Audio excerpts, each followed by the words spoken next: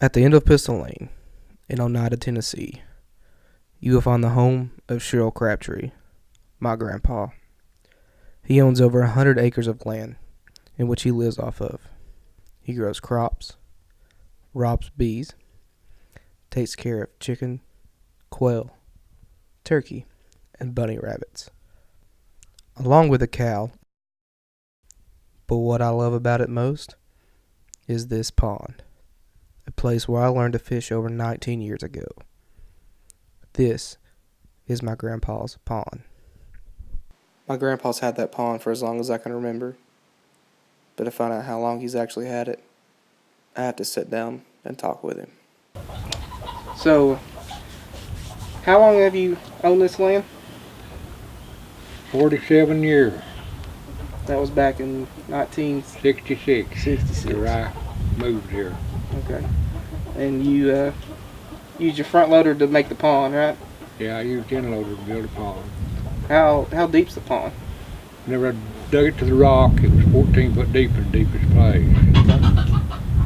But it, up in the upper end, down to about a 4 foot, started the banks in the bottom. Okay. And what type of fish did you originally put in there? Catfish and bluegill to start with. Then otters took over and took them when I redid it, cleaned it out again and put crappie and bluegill in there now.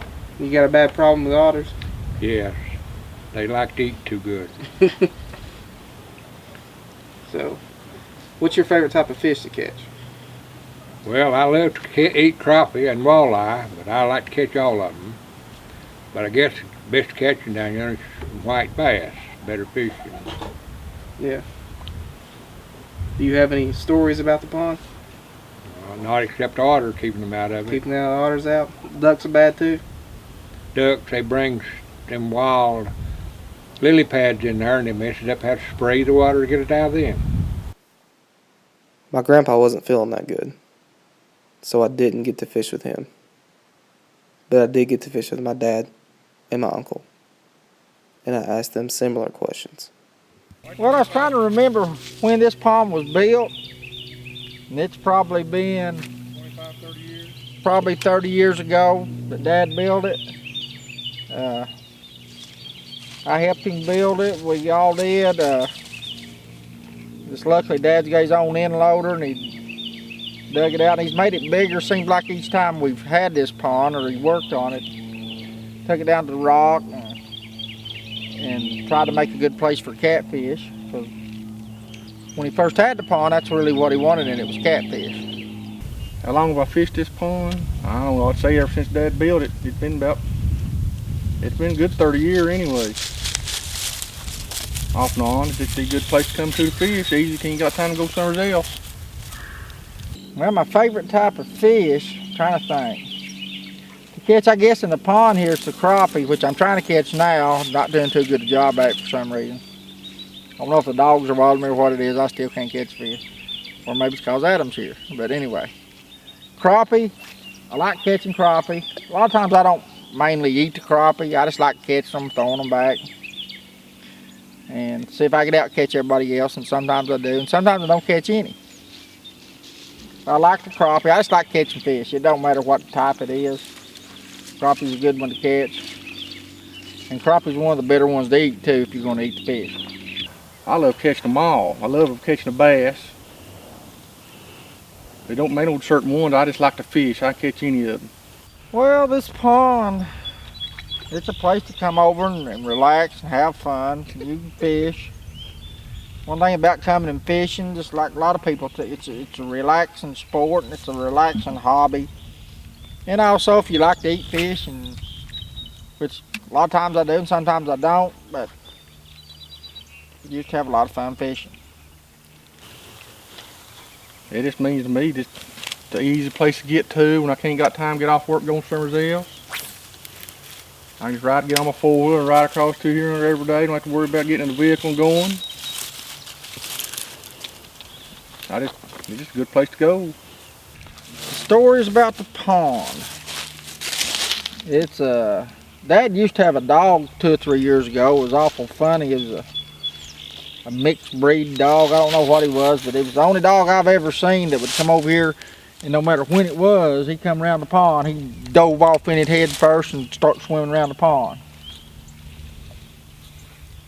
It's also people we've killed ducks out of the pond, try to maintain the pond. Which my dad don't care much for ducks, because duck he'll bring in lily pad seeds, and we try to keep the lily pads out of the pond. If you don't, after a while they float on top and they'll take over your pond. So we just try to make sure that we don't allow ducks to land on it. And sometimes we may actually accidentally shoot at one to get rid of it, but it'll get, if you can hit it, and try to run them off. I used to have, I don't know, I used to always like when we drained it out there and have fun catching all the fish, putting them in another pond or back and forth.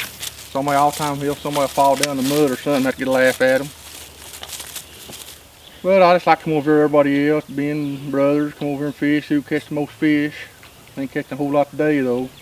I asked them how to maintain the pond, and my grandpa did talk a little bit about that, and my uncle, he spoke on it briefly, but he wasn't very cooperative. So my dad gave the best input.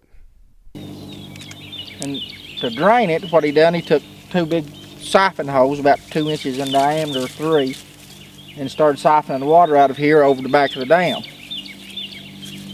in which it then spilled into the next pond down below it, as Adam will show you later. There is another pond over, but he might not show you either. I did show the pond, Dad, so joke's on you. But like they were saying, we did not have luck catching any fish that day. But then, we had more days to fish. Uh-oh. Uh-oh. Uh-oh. Uh-oh. Uh-oh. Uh-oh. Uh-oh. Uh-oh. Ah! We fished the next day. Steve ended up catching 3 fish, 2 warmouth bass, and a crappie. Dad ended up catching 4, 2 warmouth bass, a crappie, and a bluegill, as you can see here.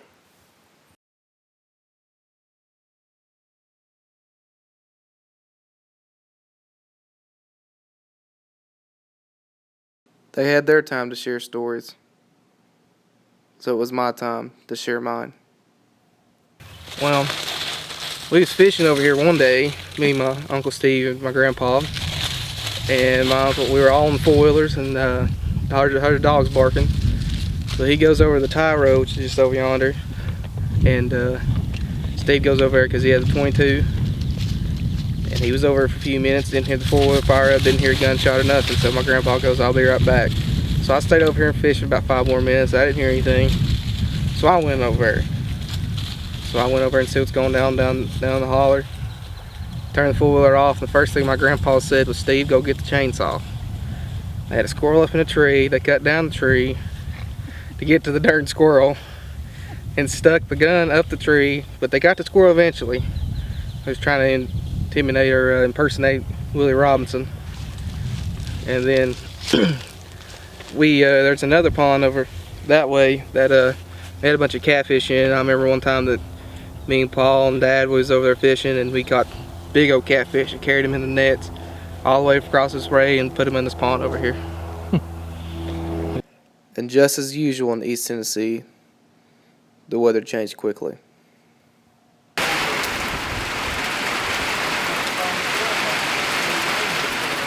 When I filmed this documentary, I did not catch a fish, but that's not why this pond is special to me. I've lived in 12 different houses or apartments and attended 4 schools before I graduated high school, but the only place that stayed the same all these years is at the end of Pistol Lane and this pond. This place is my own oasis, a place where I can escape reality, where you throw your line in and the only thing you have to worry about is getting that fish to land.